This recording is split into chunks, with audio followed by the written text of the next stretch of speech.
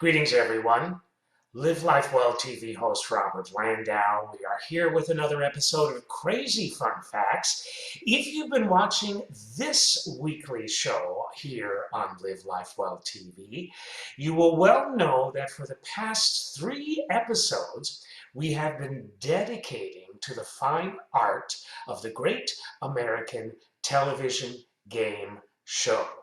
This episode, we dedicate to one of my favorite game shows that I used to watch all the time without fail for many years. We're going to talk about the iconic The Newlywed Game show. So, stay tuned.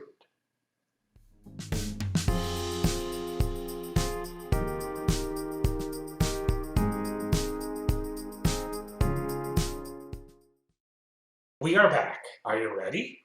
Before we begin, we would like to acknowledge the following website, ultimateclassicrock.com. So, did you used to watch the Newlywed Game show? I didn't. I think the main reason why is because it was so entertaining. I mean, you never knew what those couples were going to say, and most of the time, even better was the reaction of Bob Eubanks. He was brilliant. Just my opinion, but I can say that and stand on it because being a game show host is not an easy thing. You know, it's taped. There's a lot of pressure on you. It's up to you to make the show lively so that people will come back and watch it again. There's a lot of things you have to keep in mind, all with a smile on your face, and quick-witted, too. Bob Eubanks was all of those and so much more.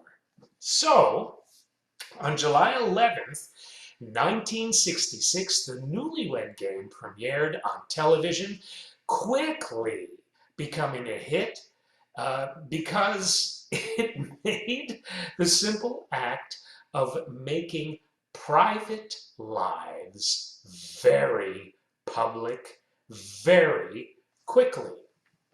The program happened to have been the brainchild of television veterans Robert Nicholson and E. Roger Moore. The duo had young adult children at the time who were separately preparing for marriage. While discussing their respective nuptials, both men noted that the couples were kind of in a cloud about getting married. They said, these guys, the creators, we decided that we would capitalize on this very thing, and we came up with a show format called the Newlywed Game. The original concept featured a celebrity couple facing off against married pairs. At the network's suggestion, the idea was tweaked just a little bit with the celebrity aspect removed, good idea, and a greater focus placed on couples proving who knew more about their spouse. Wives and husbands would be asked questions separately, with teams earning points only if both spouses' answers happen to match. The winning couple was awarded prizes for their home, like new appliances. So think about it. A very simple concept, but a very brilliant one indeed. Very well balanced, designed to create true entertainment, which it always did. I don't think there was ever a dull moment on the Newlywed Game, and if there was, Bob Eubanks was there to jump in to elevate it and make it into something. Chuck Barris, a name you might have heard, best known for creating The Gong Show and appearing as its host, and also creating The Dating Game, would sign on as the Newlywed Game's producer, tasked with furthering its development. His first mission was to find a host. Good idea. The original choice was Scott Beach until a young DJ by the name of Bob Eubanks stopped by Barris's office. Even though the producer had already made up his mind, he agreed to give Eubanks a tryout. Bob would later say, I had absolutely no idea what I was doing. I started asking these questions, and man, this couple got into it, and it was hilarious, and I got credit for it. Eubanks was hired while Beach was shifted to the show's announcer. Soon afterward, Eubanks had to do a run-through for the network, essentially an unfilmed episode of the series, to showcase how the game would work. One question in particular happened to grab the executive's attention. Bob goes on to say, I asked the question that follows. What's your favorite nickname for your husband? And she said, numbnuts. And the ABC executives in the front row flipped over backwards. According to Bob, that moment sealed the deal for the show. ABC bought the show without a pilot based on the answer, numbnuts. And the rest, my friends, is television history. Not everyone was thrilled, though, with the show's off-color direction. Moore, who referred to Barris as a difficult guy to work with, noted that the producer allowed things to get on the show that the creators wouldn't have. To Barris, the show wasn't rude, it was honest. The Newlywed Game had some obscene answers. Those answers just came out, and Barris goes on to say, we kind of liked them. Questions on the show weren't necessarily designed to create off-color moments. The bigger goal was to have, oh my, couples bickering, disagreeing, or revealing surprisingly private aspects of their home life to a national television audience. Bob goes on to say this was edgy television at the time. It was the first time that we looked into people's bedrooms. Though the host thought that the Newlywed Game would only last for 13 weeks, it far exceeded expectations. On July 11th, 1966, the game show premiered right as Defense Secretary Robert McNamara was giving a press conference.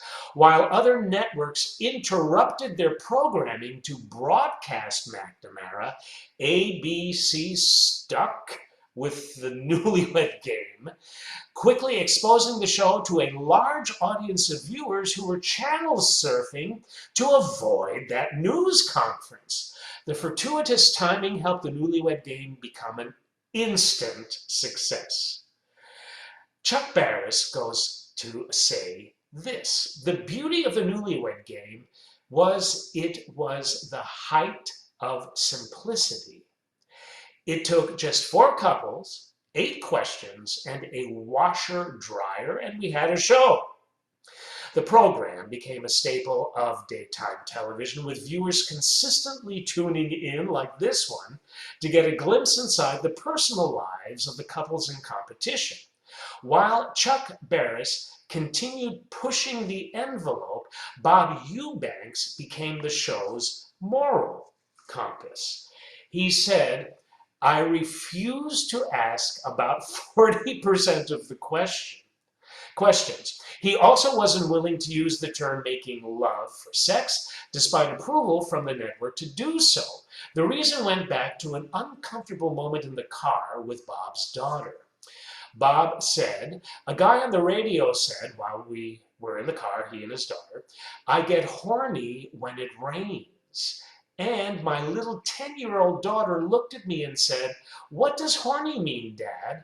And it made me so mad. Not wanting to put other parents in a similar situation, Eubanks decided to go with the term making whoopee as his euphemism for sex, the term coming from a popular jazz song recorded by artists such as Frank Sinatra and Louis Armstrong, if you remember. Surprisingly, making whoopee became an unexpected catchphrase for the show. The Newlywed Game's original run would last until 1974.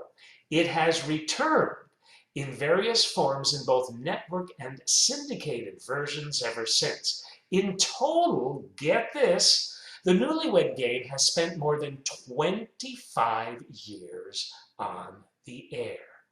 Eubanks, who remains the show's longest tenured host, credits the Newlywed Game's original format for its impressive longevity. He said, "I don't think we were a game show. I think we were a comedy show that happened to have a game." That is so well put. In closing, get this, everyone. Countries that have done their own versions of the Newlywed Game include Australia, France, Germany, Indonesia, Italy, Poland, Spain, Tunisia, and the United Kingdom. What a great show. It truly was fun entertainment.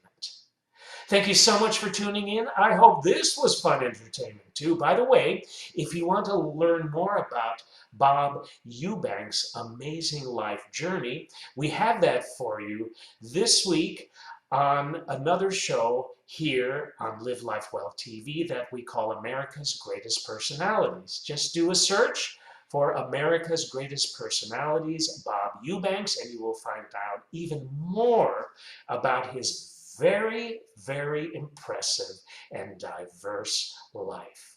Thank you so much for tuning in to this episode of America's Greatest Personalities. This has been Robert Landau, Live Life Well TV host, signing off.